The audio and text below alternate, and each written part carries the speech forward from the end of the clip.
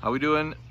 Larry from the Food Allergy Adventurers Club. I'm going to broadcast this on Instagram, Facebook, and our YouTube channel. We had a couple questions in the group today that we wanted to address. We are taking advantage of this beautiful day in Buffalo, New York. 70 degrees and sunny out, and we are filming outside. Don't know how many more videos we can do outside, but we're going to do as many as we can as long as the weather's nice like this. So anyways, we wanted to address a couple things that came up in the group today. The first of these issues, or not issues, but topics, are what age is it appropriate for your children to speak directly to the chefs and communicate directly to the chefs? So I guess this depends on a couple things. It really depends on, number one, the maturity of your child. And I've seen a lot of kids at a very young age that are mature and are advocates for themselves and know how to explain things up and down properly, and they can do it no problem. But I really think the age doesn't necessarily mean much here. I think we all should be teaching our children at a very young age, obviously, to be advocates for themselves and to be able to communicate their food allergy concerns to adults. The more educated our kids are, obviously, and the more informed they are about their food allergy situation, I think the better off they will be communicating to the chefs. So I guess that's really up to you as the parent. If you want to let your kids speak directly to the chefs, I don't see a problem with that. And I think it's a good way for your children to learn to advocate for themselves and to explain their situations themselves. But what I do think as parents that we need to supervise is a little bit in this situation is to make sure that the chef completely understands the situation regarding your child's food allergies. So if you have a child that wants to communicate to the chef themselves, I'm completely fine with that. But I'm also going to suggest that you're going to be there supervising the situation, and you're going to want to relay a couple things to the chef as far as, if your child is okay with cross-contamination, ingredient cross-contamination from outside facilities. Are you okay with products made in a shared facility? So these are kind of things that the chef really needs to understand to offer you the most accurate things, accurate meal selections that he can provide. So, totally fine with letting the kids talk to the chefs, but it's got to be complete information given. I always stress that you have to give the big picture as far as what your situation is. So you cannot leave out details and expect the chef just to fill them in himself. He's not going to do that. He or she is not going to do that. Your situation is not going to be the same as everyone else's situation. So if you have a peanut and a tree nut and a milk allergy, your comfort level with shared facilities and cross-contamination might be different than the person that's sitting next to you that has the same allergy. So just make sure you communicate those with the chef. So moving on, the second topic I think I want to touch on today is the dining plan and if it's worth it with food allergies. Dining plans in general, my opinion on dining plans in general, it really depends on how you eat. And now I'm kind of speaking, food allergies or not. It kind of depends on how you eat. Are you a big eater? Do you like to order the most expensive menu item at the restaurant? Do you like to eat dessert at every meal? Do you like to drink soda at every meal? Because this is what the dining plan is. You get a soda with every meal, you get a dessert with every meal, and you're paying a pretty decent price, so you might as well order the most expensive thing on the menu. So regarding food allergies, it all depends on your allergies. If you're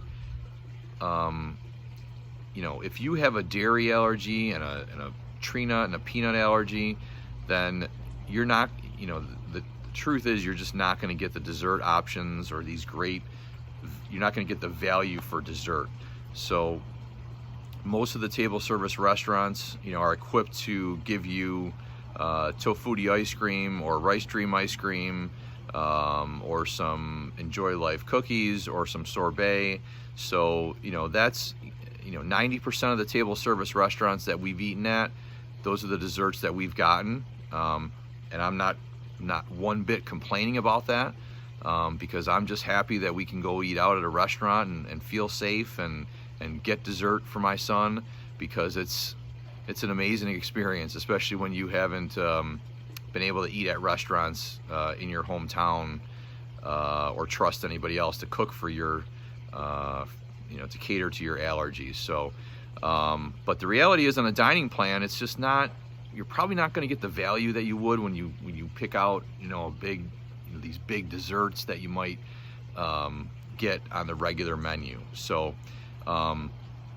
but I will say this, I can't speak to every allergy, so that's kind of been our experience. Like, if we have I'm taking our allergies, our dairy, peanut, tree nut, and sesame. As far as the regular food offerings go, I would think you would be able to get the value for it looking at the regular table service meals. Steaks and fish and things like that are pretty allergy friendly. French fries and potatoes, and those all can be modified to meet those dietary needs. I think if you have a super amount of allergies, top 8 and more, you're probably not going to get the value out of the dining plan that you would if you didn't have allergies. So I guess, like I said, it depends on your allergies, and if it's going to be a value for you or not. I tend to think not. It's just, you're not going to get the same value as you would if you're ordering if you didn't have food allergies. So I don't know, I think it's just probably, you can do the math and sit down and figure out what you're going to order and things like that, and figure it out. But I just don't tend to feel like the value is going to be there. Quick service wise, there's obviously options that can be modified for quick service and things like that. So I think that with our allergies in particular, we've been able to find some decent quick service options, breakfast options. You can use a quick service credit for breakfast if you wanted to get Mickey waffles, which are pretty allergy friendly. We've done that in the past. And the other thing to consider is, are you going to find enough safe snacks to use your snack credits on a dining plan? And once again, that really depends on your allergies, and is kind of a situation where it's almost unpredictable, because the snack options change at Disney, the locations change and things like that. So you're much more limited as far as what you're going to be able to find. And one trip you might find a whole bunch of safe snacks, and the next trip you might not find that many. That's just how it works. And I know that people want to ask questions about snacks and why they change locations and things like that, and I just don't have any great answers for you. I can tell you that some of our trips, we definitely found a lot of snacks that were safe, and then some we had to go hunting for some snacks that were safe. So I think you got to kind of roll with the punches with that one too. And as far as the dining plan goes, you might lose out on that too if you don't feel like you are getting your snack value, in the parks and at the resorts and things like that. So we'll talk about this a little more as we go on throughout the week here. I think it's a good topic, and I think it's a topic that we all need to consider. So we'll definitely have more discussions on this. If you are looking to plan a vacation, I suggest contacting my wife. It's Platinum Mouse Vacations by Amy. All of her planning and advice is free when booked through her. Disney pays her when you return. So there's no difference in price in booking through her. as it is direct through the Disney website, except that she can help you out with all these different things like dining reservations, suggestions on what restaurants and quick services to eat based on your food allergies, fast passes. She can help you with that. She can help you set up the My Disney Experience app.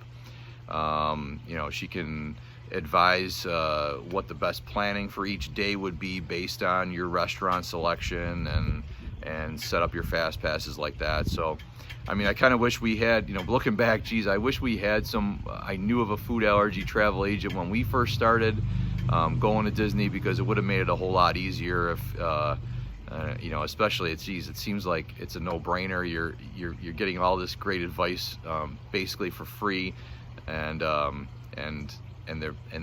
might even be able to save you money in the long run, because they're, you know, Amy's always watching for discounts and things like that. So even if you book your trip and a discount comes out after, you know, she can adjust your price as long as there's room still available. So seems like a no-brainer. You get all that good stuff for free, but you can contact her, amy@platinummouse.com, through email or through her Facebook page. Send her a message. She'd be glad to help. So we'll talk more about this coming up, and let me know what other questions you have. I'll be posting this video to Instagram, Facebook, and YouTube. So we'll talk to you soon. Have a great Monday, everybody.